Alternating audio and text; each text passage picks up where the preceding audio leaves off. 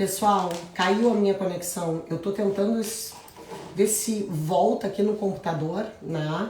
E tô recomeçando aqui pelo Instagram, porque a conexão do computador acabou caindo, né?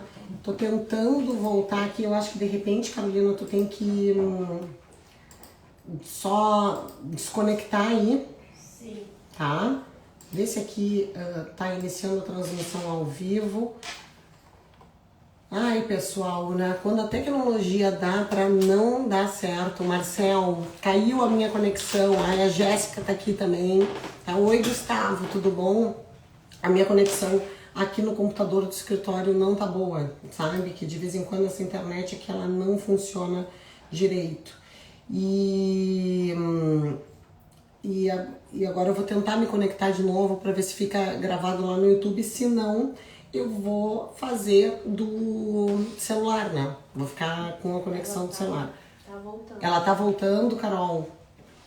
Vamos fazer o seguinte, Carol, só antes da gente começar aqui, porque é um assunto que é muito importante a gente abordar, né, gente? Essa questão da sustentação oral nos tribunais e a importância da sustentação oral nos tribunais é um assunto importante que a Carolina aqui pode vir pra cá, me ajuda, entra no nosso vídeo, né? Tem que esperar voltar. O Gustavo tá nos prestigiando aqui, o Gustavo compartilhou o nosso card, Marcel. Eu fiquei bem feliz com o compartilhamento do Gustavo.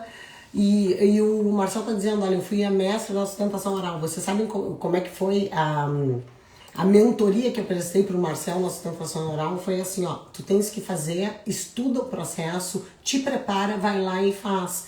Ah, mas não, tu vai conseguir, não tem, mas eu não sei, a primeira vez eu tô com medo de fazer. Não, mas vai dar tudo certo, Marcelo, eu tenho certeza, eu confio na tua capacidade de persuasão e na tua técnica jurídica, né? E foi assim que o Marcel se desenvolveu fazendo sustentação oral no TRT. A gente está tentando aqui conectar de novo no YouTube, pessoal, para deixar gravado, porque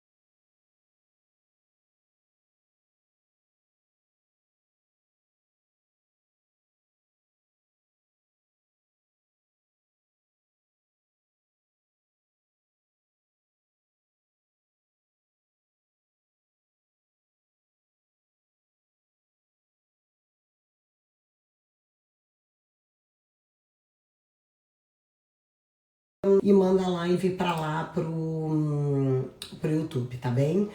Bom, pessoal, é o seguinte, quando a gente fala de sustentação oral no TRT, eu acho que agora deixou, tá, Carol? Baixa só um pouquinho mais pra mim ali a tela, por favor.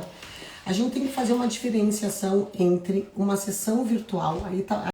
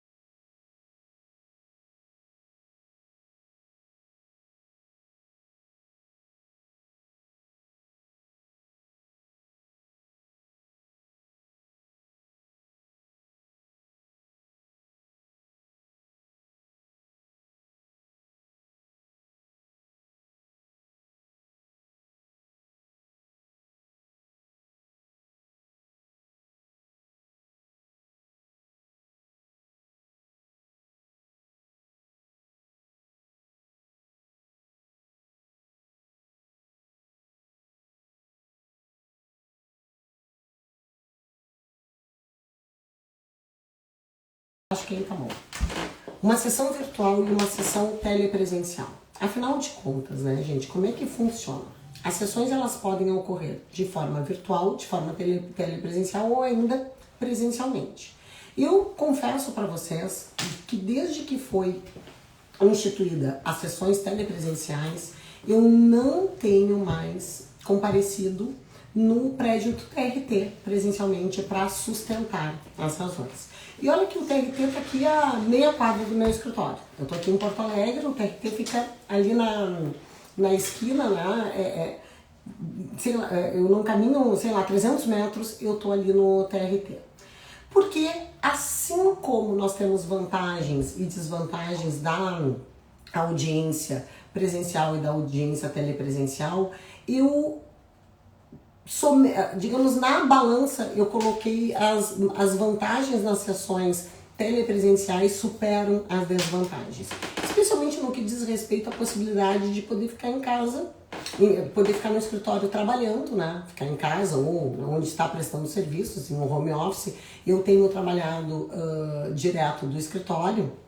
Eu posso ficar no escritório aguardando o julgamento do meu processo, quando eu me inscrevo para o pedido de sustentação oral, né? E acesso mediante um link sem prejuízo das outras atividades profissionais que eu fico desempenhando no decorrer do dia.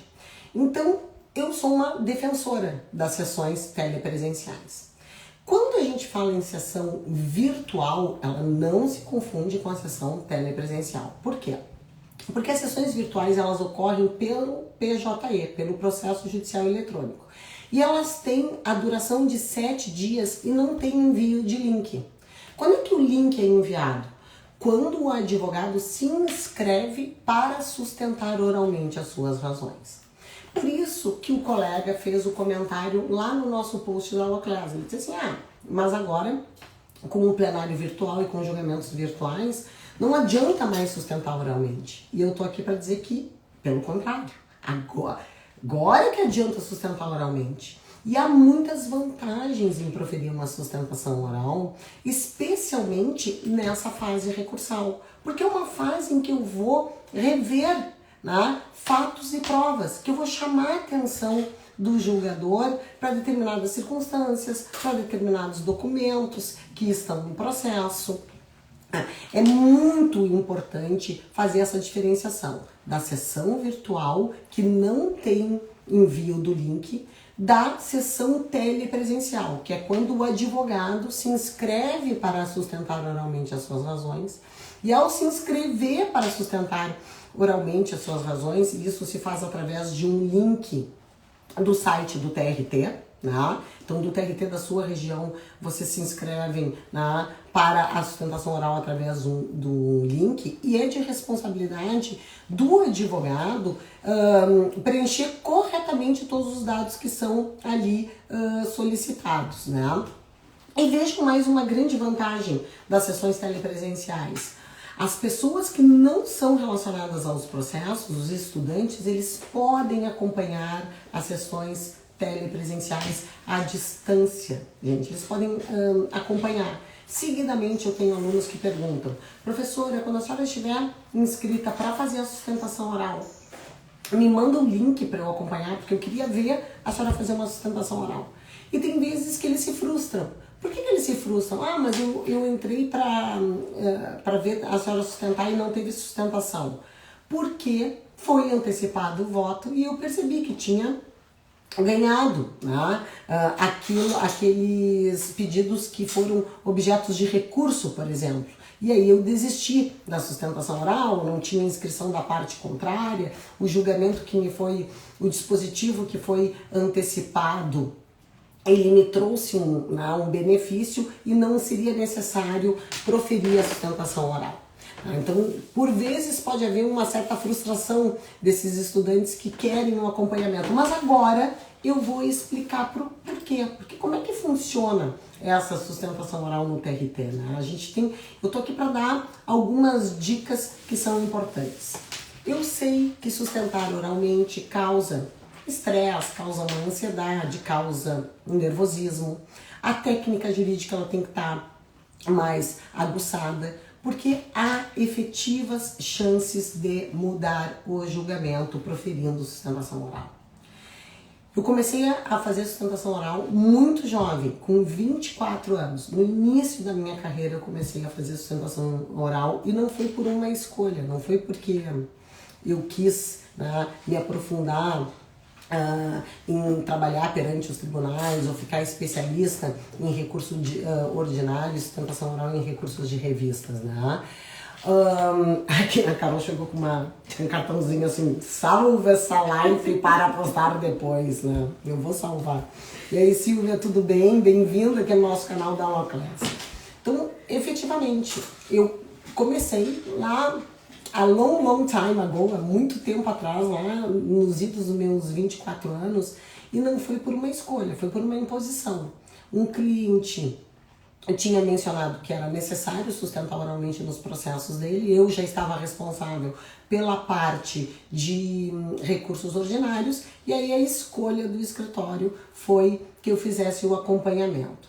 Nessas primeiras sustentações orais, gente, o nervosismo estava aflorado. Eu sentia a pulsação do meu coração no pescoço, né? Aquela bochecha vermelha, né? Subindo aquele calorão, o meu joelho tremia, a minha mão com o papel que eu tinha feito, porque o processo era todo físico, né, pessoal? O processo era todo físico, eu tinha feito resumos do processo, dos principais tópicos que eu queria chamar a atenção do julgador. Quando eu fui para a tribuna e vesti, né, a beca para sustentar, a minha mão tremia segurando o papel. Era visível o nervosismo da primeira vez que foi proferida a sustentação oral. O que me parece agora? Que com as sustentações virtuais, né, telepresenciais, na verdade, com as sessões telepresenciais, esse nervosismo ele pode ser mitigado. Porque eu estou no escritório, eu estou na minha residência, com as duas telas do computador abertas, com o processo na minha frente, eu consigo identificar para o julgador se eu já preparei o processo anteriormente, e essa é uma dica. Vai sustentar oralmente as tuas razões, prepara o processo, estuda o processo. Saiba quais são as principais circunstâncias que precisam ser salientadas. Chama atenção para os documentos, para o ID tal, para a página tal. Porque esse é o momento que tu tem que fazer referência a tais fatos e tais provas. Na instância superior, no TST, nós temos tantos filtros para chegar lá, né? Tantos e tantos filtros para chegar lá que muitas vezes o recurso não sobe. Olha aqui o Marcelo brincando, olha, ainda se pode usar um filtro maravilhoso, ali no Zoom dá até para dar uma tapeada no visual, né? O que presencialmente não acontece. De vez em quando pode ser que até decepcione o desembargador que está acostumado tanto a fazer sustentação oral com o advogado, né? Na plataforma Zoom, que está ali com o seu visual um pouco maquiado, né? E presencialmente você pode de vez em quando até gerar um desconhecimento, né? O Marcelo tá aqui brincando.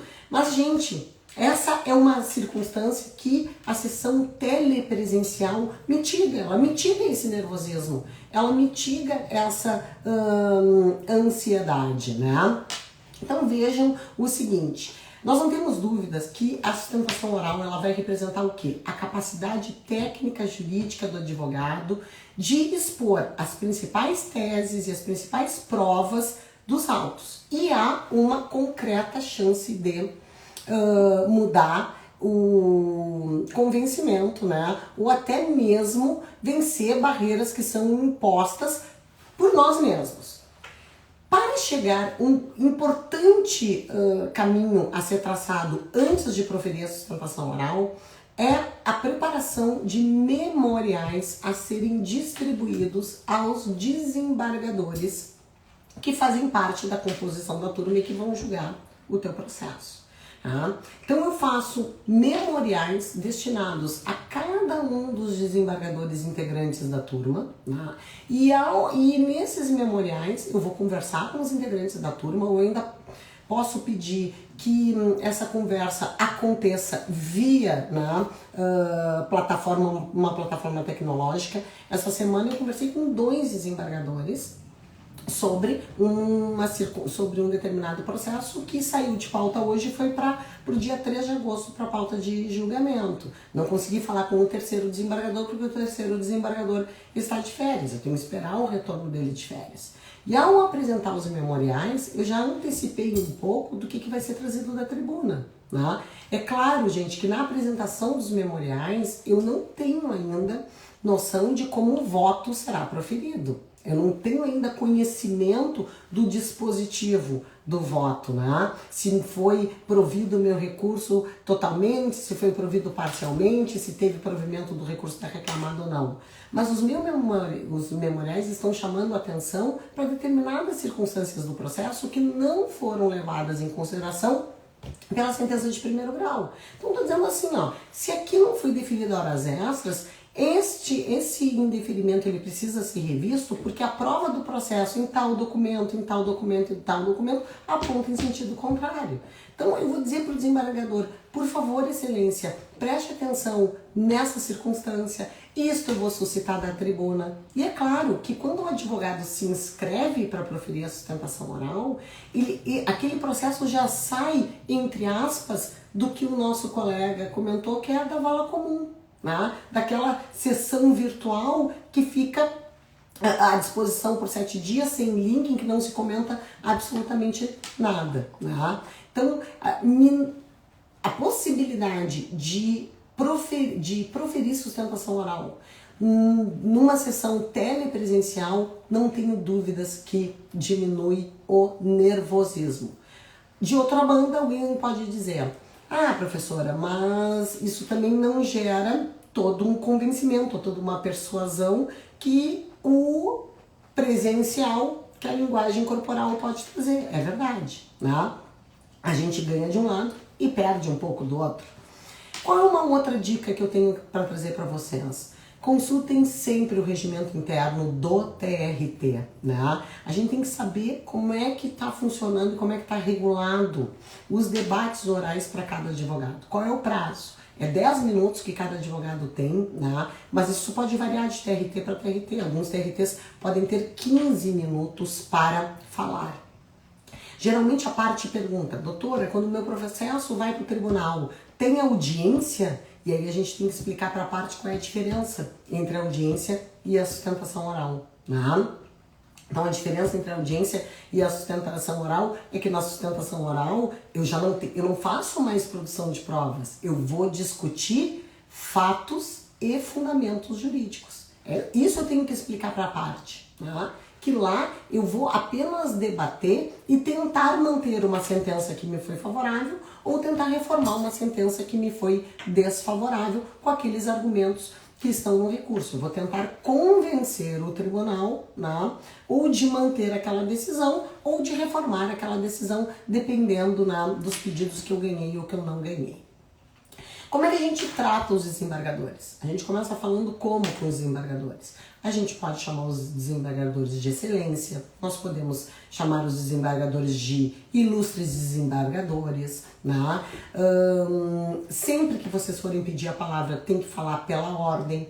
Eu, Luciana, não costumo cumprimentar individualmente todos os desembargadores, o representante do Ministério Público do Trabalho e a secretária da turma, né? Eu dou uma boa tarde a todos, falo ilustres desembargadores, excelentíssimos, né? Eméritos julgadores, mas não costumo fazer um cumprimento individual para cada um deles, até porque isso agiliza um pouco mais o meu tempo de fala. Então, boa tarde a todos, excelências, venho dessa tribuna manifestar no seguinte sentido, pretendendo a reforma da decisão em tais e tais aspectos, né? Primeiro, sempre quem fala é o advogado do recorrente, depois o advogado do recorrido. E a gente precisa saber, né, se tem recurso das duas partes. Olha, tem recurso de reclamante e do reclamado. Ambos são recorrentes. Fala primeiro o advogado do reclamante, depois fala o advogado do reclamado. Ah, professor, e se tem recurso, se só tem recurso adesivo, né? Vai falar aquele que recorreu, que apresentou o recurso principal, e se o reclamante apresentou recurso adesivo, o reclamante vai sustentar depois. Então é importante a gente perceber a ordem de fala, né? O que as turmas costumam fazer e que eu acho que é muito interessante é o seguinte, gente, as turmas costumam antecipar o dispositivo. O desembargador, que é o relator do voto, né, ele apresenta o dispositivo e pergunta. Por isso que eu preciso me conectar antes, entrar no link um pouco antes, que é disponível. A secretária da turma vai ver qual é a ordem dos pedidos de sustentação e vocês precisam estar familiarizados com a seguinte circunstância. Existem muitos pedidos de sustentação. Muitos. A Carol tá aqui, assim, assistindo a minha aula e tá dizendo, fazendo assim com a cabeça. Claro, ela tá ali também para fazer um cartaz, né? Mas ela tá fazendo assim com a cabeça. Existem vários pedidos de sustentação. Já aconteceu. As sessões começam às 1h30 da tarde, ou às 2 horas da tarde. Os advogados entram, indicam qual é o número da pauta, para que a turma faça, para que a secretária da turma faça uma apresentação do dispositivo. Então, por exemplo, se foi se foi proferida um julgamento favorável ao recurso, da parte que tu representas. O reclamante apresenta um recurso ordinário, o julgamento, o dispositivo é favorável. Né? Foi dado provimento àquele recurso ordinário. Não existe inscrição de sustentação oral pela parte contrária. Qual seria o motivo que o advogado permaneceria para sustentar as suas razões se aquilo que foi escrito no recurso ordinário já foi acolhido pela turma? Não haveria razão de sustentar. Apenas se a parte contrária também está inscrita para sustentar as suas contrarrazões ou ainda o seu recurso ordinário, no caso de uma sentença de procedência em parte, aí sim, caso a parte contrária mantenha a sua inscrição na sustentação oral, aí o advogado que já tem ciência de que o voto, né, é no sentido de dar procedência ao seu recurso, poderá manter a sua inscrição na sustentação oral para declinar, né, os motivos pelos quais deve ser mantida aquela sentença. Porque o objetivo em si da sustentação oral, além de trazer essa luz para esses fatos e essas provas que não vão ser revistas na instância superior, né, é eventualmente mudar um julgamento que lhe é desfavorável.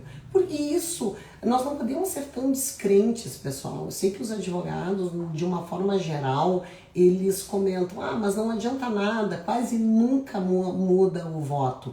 Mas quanto mais preparado o procurador for, quanto mais apropriado ele tiver das provas que ele produziu no processo, né, ele pode chamar a atenção dos julgadores, sim, para determinadas circunstâncias que eventualmente podem ter passado despercebidas. Então, não é incomum, assistam às sustentações orais se vocês têm uma inexperiência ou se sentem um certo, digamos assim, um certo temor em proferir, né, em se inscrever para a sustentação oral, porque aí vocês vão perceber como é que funciona a ritualística, né, como é que quais são os percentuais de êxito.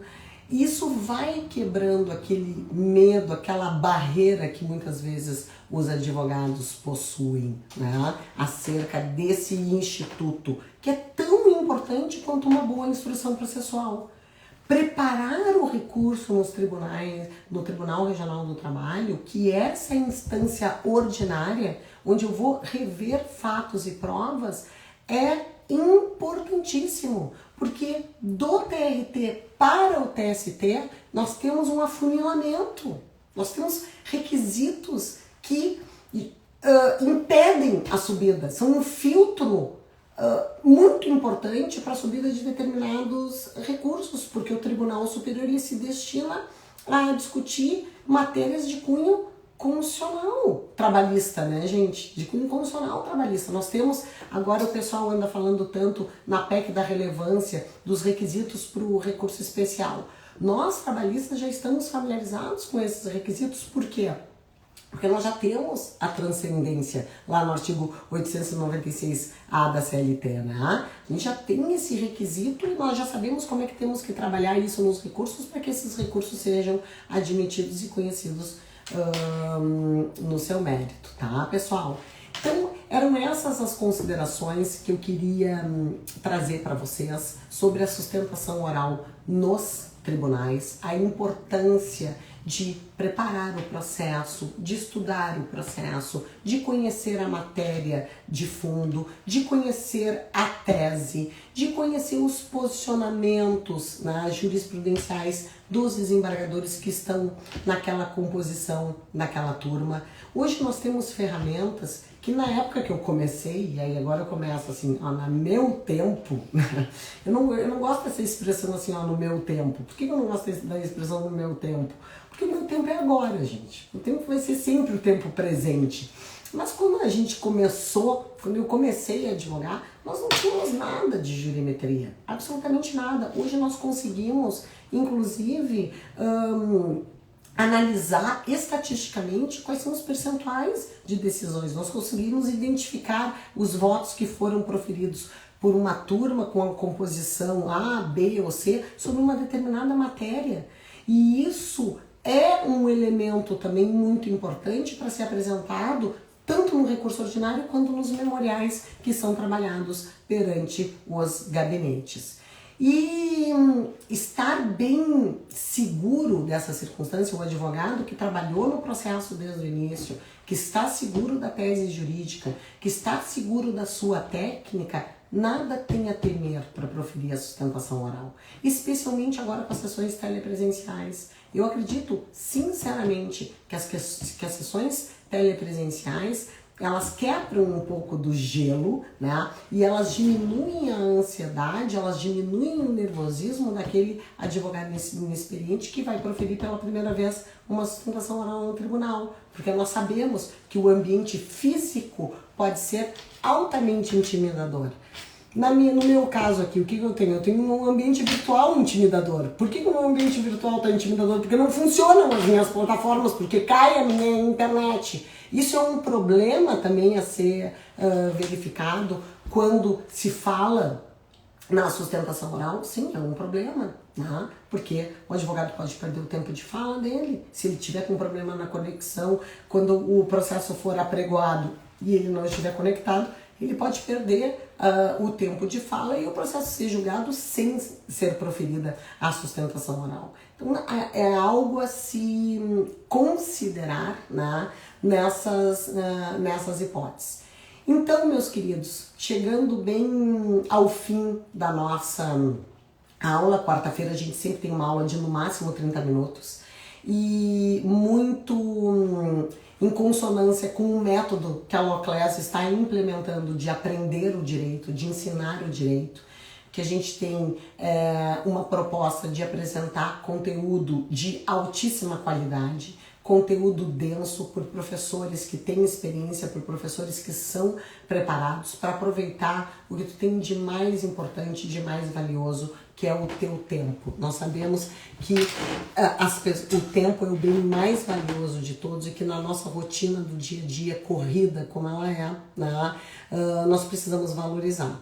E dentro dessa nossa lógica, nós lançamos a nossa plataforma. A nossa plataforma, que tem alguns cursos gratuitos lá, todos eles em vídeos de 5 minutos que cabem no teu dia a dia, com matérias das mais amplas, né? Nós temos questões de provas digitais, nós temos questões de compliance, nós temos questões que envolvem o empreendedorismo e o direito. Então, esse final da minha fala é para te convidar a acessar a nossa plataforma e navegar por lá, porque tem coisa boa vindo por aí. Eu espero que vocês tenham gostado bastante desse conteúdo, que vocês tenham gostado das dicas, especialmente de como se portar, como é que funciona dentro dos tribunais a sustentação oral. Eu espero que vocês também tenham entendido qual é a diferença de sessão virtual para sessão telepresencial.